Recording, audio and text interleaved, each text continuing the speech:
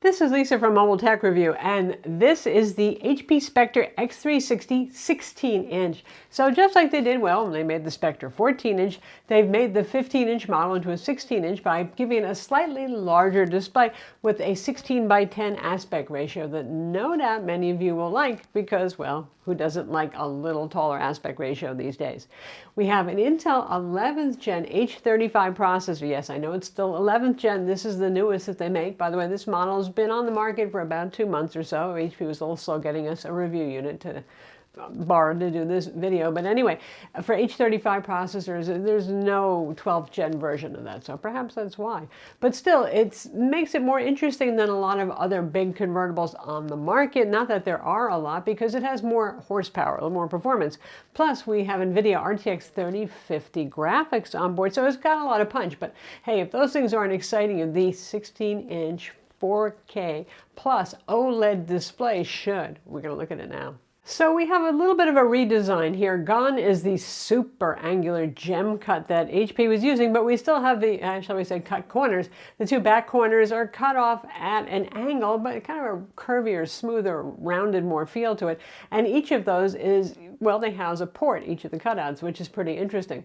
Speaking of ports, it's pretty decent for something that's relatively speaking slim and sort of light. And you've got Thunderbolt 4 ports times 2. You've got one USB-A port, yay, so it's not just dongle life for you. You have an HDMI port and, well, of course, a headphone jack. We have Wi-Fi 6E on board. It's an Intel AX210 card. There is no optional 5G or 4G for this, but this is a consumer model, not one of HP's business models, so that's not an unusual omission.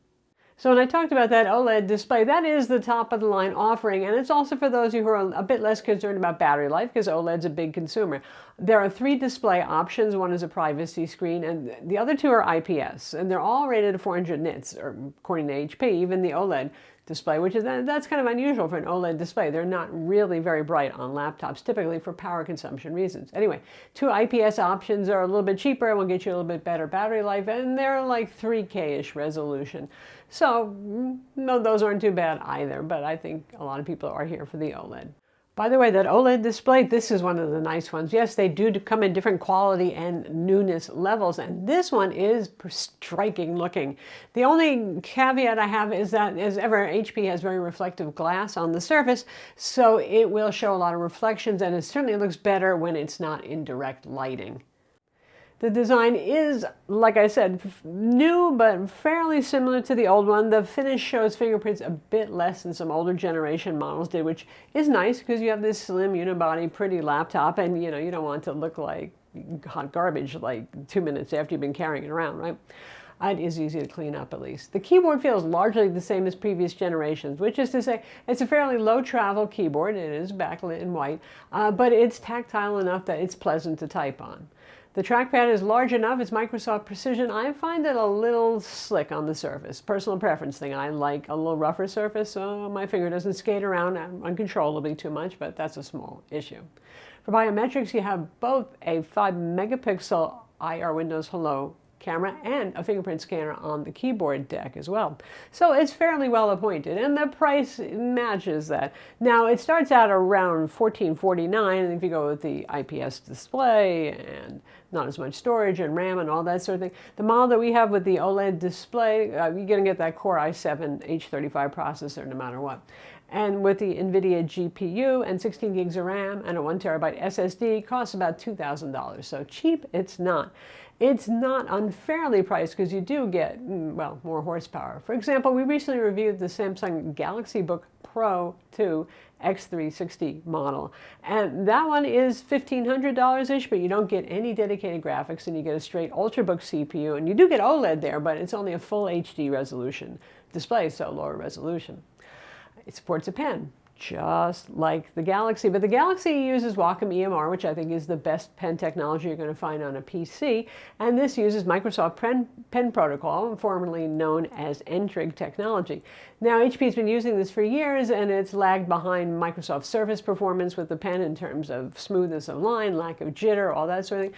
And they're getting better and better. So it's a pretty decent job. And to one-up Microsoft Surface Laptop Studio, you actually do get the pen in the box. You don't have to spend like $100 or more extra for the pen. And it's a 2-button pen, and you get a couple of extra nibs, and it charges via USB-C. Unlike Wacom EMR, it's not a passive technology that it requires power to the pen.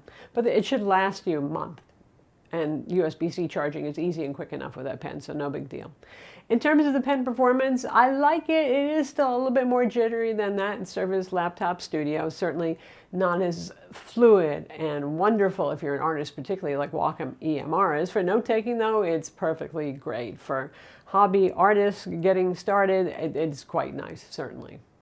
Speaking of that NVIDIA GPU, the RTX 3050 is a max-Q GPU, which means lower power. It's 40 watts. That's pretty low power there.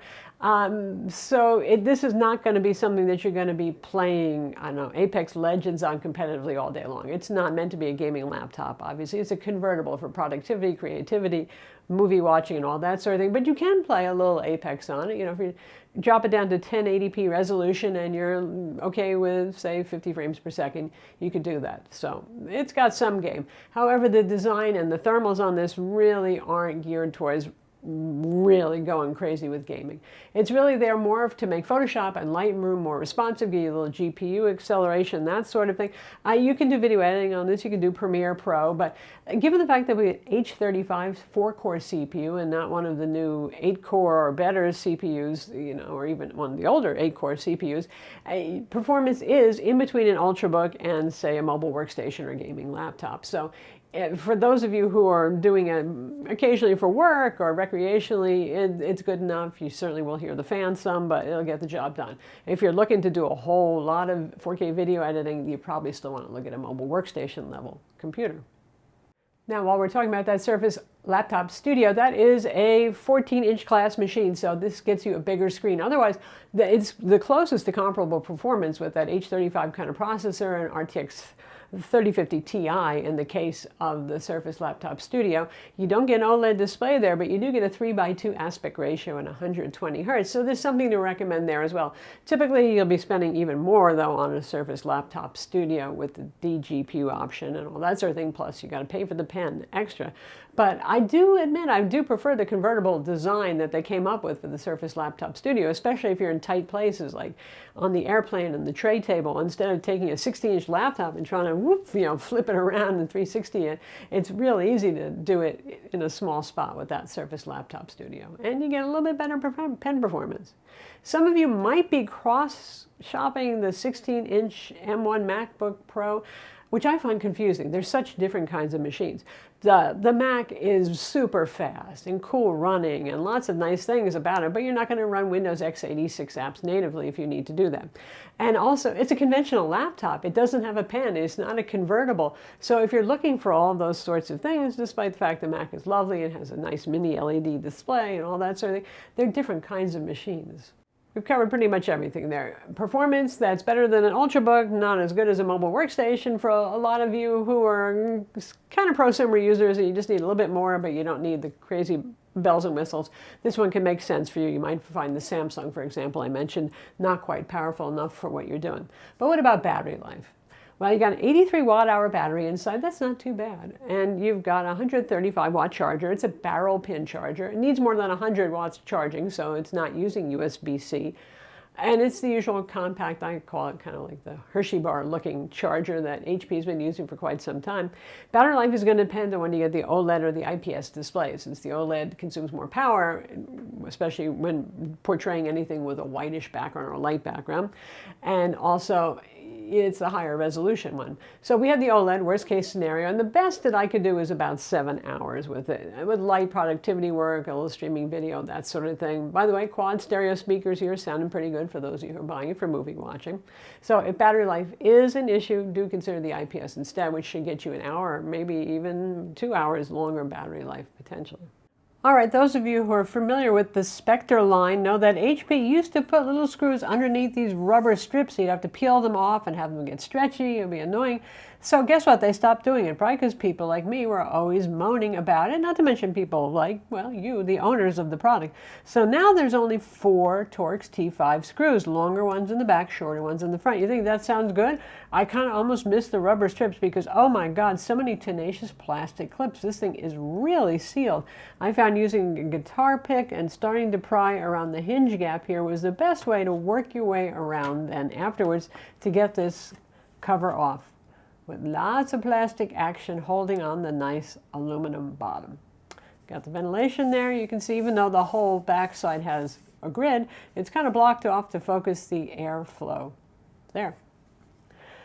And inside we have dual fan system because, well, we have dedicated graphics there, so that makes sense. And our heatsink area here, pretty decent sized heatsink for our CPU and GPU, so okay, I'll take that. And we actually have a socketed Wi-Fi card. It's not soldered on, which you might see in a fairly slim and light 16-inch convertible. That's an Intel Wi-Fi 6E AX210 card with Bluetooth.